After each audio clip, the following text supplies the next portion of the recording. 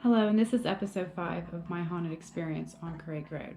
So, last episode wasn't all that great, and I know I wasn't able to post this episode last week, so I'm sorry about that. It's just been kind of hectic with everything going on with school starting and buying the Jeep and just, other stuff, and then trying to keep up with content on Charlie's page. So, yeah, I apologize. But this one is going to start off where it's going to be fast forward probably about a year. I had to end up moving back into my mom's house just for, you know, I wanted to get out of the apartment that I was in. It wasn't that it was bad or, you know, it wasn't a bad apartment. It's just that living across the street from the hospital, I felt like was not a very good idea. And on top of it, it was kind of noisy. So I chose to go back to my mom's house because I really wasn't experiencing anything bad when I was over there.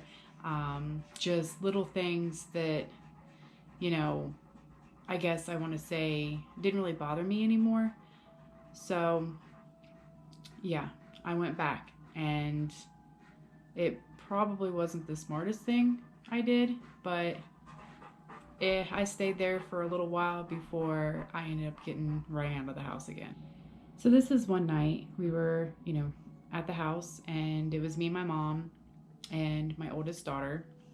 At this point, she was well over a year. I mean, she was probably more like maybe a year and a half old. She was walking, talking, dancing, playing. I mean, you name it, she was doing it. So, my daughter, she liked to listen to music, and it was certain songs that my mom used to play that my daughter absolutely loved. One of them was an old school Jingle Bells. Don't ask me why, but she loved that song. And there was a couple other that she really enjoyed as well. So we were sitting in the living room, and my mom had put on, I think it was Jingle Bells, and I don't even think it was anywhere near Christmas, but so my daughter is in the living room, and she's hopping around and she's dancing and she's singing Jingle Bells, and all of a sudden she stops and she looks into the parlor room, and then she looks back at me, and then she looks at my mom, and then she like comes up to me and she said, who's that lady? And instantly I'm looking over and I don't see anything. My mom doesn't see anything. And then my heart dropped because I'm like, oh my gosh, she can see them. So another instance was me and my daughter were laying in my bed one night. My mom and stepdad was there, and at this point my brother was living with us because he used to live down in Chillicothe, Ohio. After he got out of the Navy, he went down there to live to be closer to his dad, just to spend some time with him. And he decided to move back up here for a job. So he was living with my mom in the meantime while he was trying to get all of his loans from the VA and stuff together to buy a house. So my daughter and I were laying in bed. We were watching, I think we were probably watching, what's that show? I can't even remember it now, but we were probably watching, I don't know. Anyways, so we're laying there watching TV, and my daughter, she kind of like, she's laying right here and she has her head on me, and she kind of like looks up at me and she said, "Mommy, that lady, she right there again," and I'm like looking around and I don't see anything. And I said, "What are you talking about? Where are you seeing this lady?" And so she pointed and she said, "Right there." And it was kind of like, my door was shut, but it was right there by the doorway, but, where on the side. And so I kind of just tried to explain it to her, and I'm like, how do you explain the paranormal to a toddler? So I tried to explain it the best way I could without scaring the bejesus out of her, and she kind of just looked at me and was just like, okay, and went back to watching TV, which, I'm thinking, thank God. So We had a few instances like that where she would see things, but then I almost feel like she handled it so much better than I would have at that age. Actually, I know she did. I mean, I started remembering, I remember seeing things from the age of about 5, but for her being so little, I mean, she just could really care less. One morning I got up, I had to be at work extremely early. I was working first shift this day. At this point, I was working at a nursing home here in Springfield, called the Masonic Home. I was an STNA there, and so I had to be there super early that day because they wanted me to work first shift. Masonic Home had a daycare at that time, so I was able to take my daughter with me and drop her off at the daycare while I worked. Well, I left the house at probably about 6:30 that morning, and at about 7:15 my stepfather calls me and asked where we were at. And I said, I'm at work. I remember I told you guys I had to work for a shift, and I was taking Caitlin with me, and she'd just go to the daycare. And he was like, well, wait a minute, so Caitlin's not here? And I said, no. And he's like, well, how long ago did you leave? And I said, it's been at least 45 minutes ago. And he's like, no, that's not possible, because he's like, I saw her sitting in the mudroom and she was playing with her toys. And I'm like, no, you didn't see her, because we haven't been there for 45 minutes. So he was kind of freaked out about that, because he swears up and down he's seen her. And in the back of my mind, it kind of freaked me out a little bit, because I'm thinking, okay, why are these ghosts, why are they mimicking my daughter? And I don't know if they were actually mimicking her, like looking like her, or if he just thought it was her. But it's still, it kind of freaked me out, because I didn't exactly know why they were doing that, or if it was just another, maybe then again, it could just been like another child ghost there. I don't know, but that instance really freaked my stepfather out. I asked my brother, I sat down with him and I talked to him, and I asked him if he had noticed anything strange in the house. And at first he told me, no, nothing that couldn't be explained. But then after talking to him a little bit longer, I kind of started coaxing some things out of him. And he explained to me that one day he was in his bedroom and he heard footsteps coming down the hallway, and it sounded like someone went into the bathroom. And he's like, at first I thought maybe it was you, or it was Caitlin, or, whatever. He's like, I knew it wasn't Mom because she was at work. He's like, but then I realized, no one's here. And I'm like, oh, this sounds familiar. So he said, I got up and I went out into the hallway.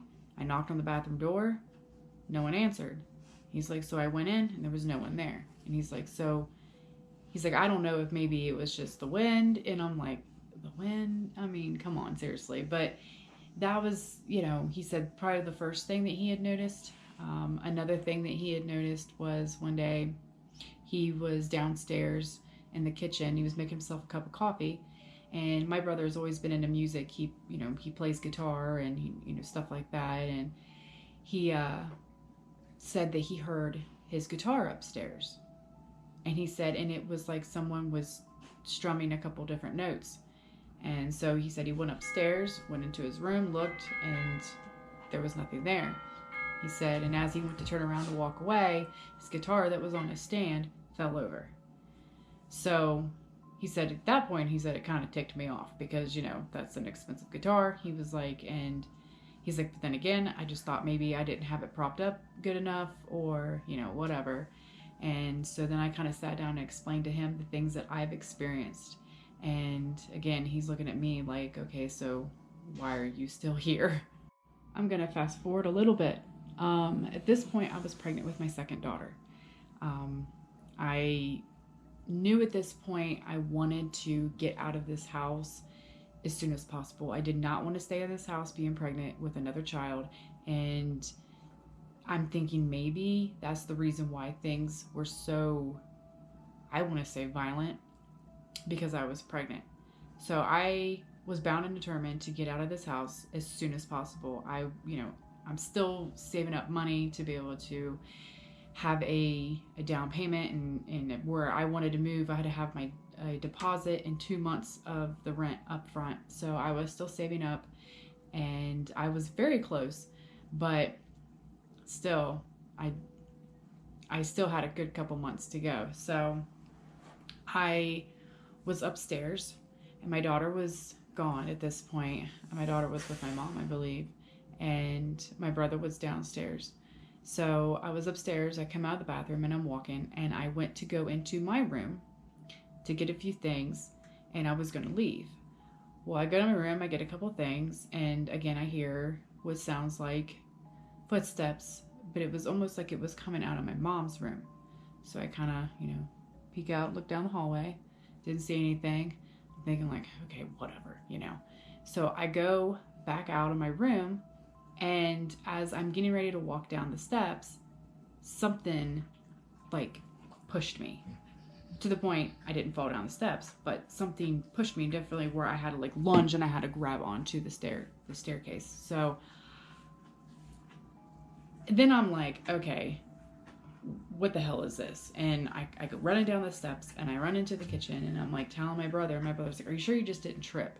Are you, it could have just felt like something, pushed you. And I'm like, no, something definitely pushed me. Like, I felt it on my back. So after that instance, I basically worked a ton. I pulled a bunch of overtime. I worked my days off. I did everything I could to come up with the money to get my new apartment ASAP. And that's exactly what I did. It was about 3 weeks after that, I ended up getting my apartment, and I moved back out of that house.